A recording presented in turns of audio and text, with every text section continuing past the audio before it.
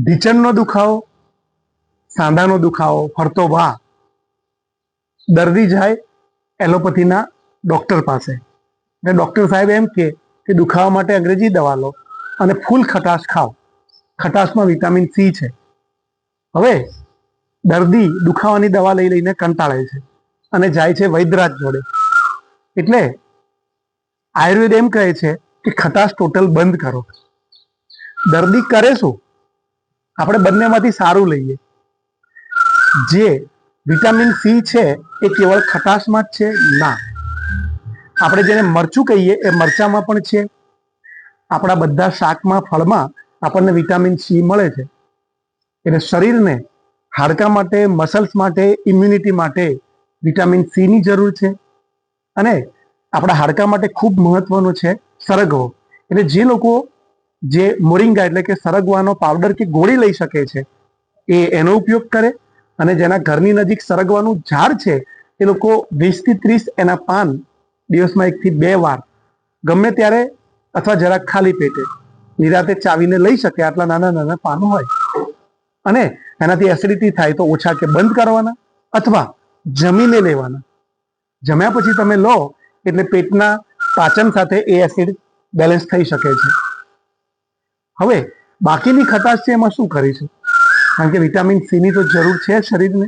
તો જે આમળાનો પાવડર છે એ રાત્રે સૂતી વખતે અડધી ચમચી સહેજ નવશેકા પાણી સાથે લેવાથી એનું વિટામિન સી હાડકા અને શરીરના કામમાં આવી શકે છે.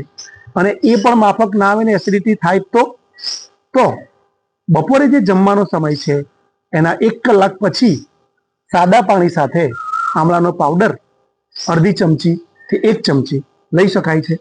7 દિવસ અડધી ચમચી લો, માફક ના આવે તો બંધ, અને માફક આવે તો 1 ચમચી કરીને જુઓ. વિટામિન સી આવી ગયું. અને જ્યારે દુખાવો વધુ હોય ત્યારે તમને ખબર છે અથવા ડૉક્ટર સાહેબને પૂછીને દુખાવાની દવા લો. કેટલી મસ્ત વાત છે.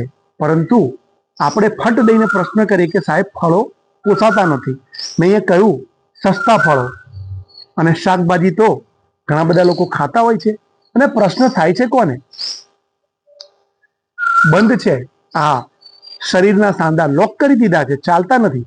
જે લોકો મહેનત મજૂરી કરે છે એમને તો મરચું વિટામિન સી આપે છે અને એમનો રોટલો કે રોટલી એમના શરીરનું બેલેન્સ કરી લે છે.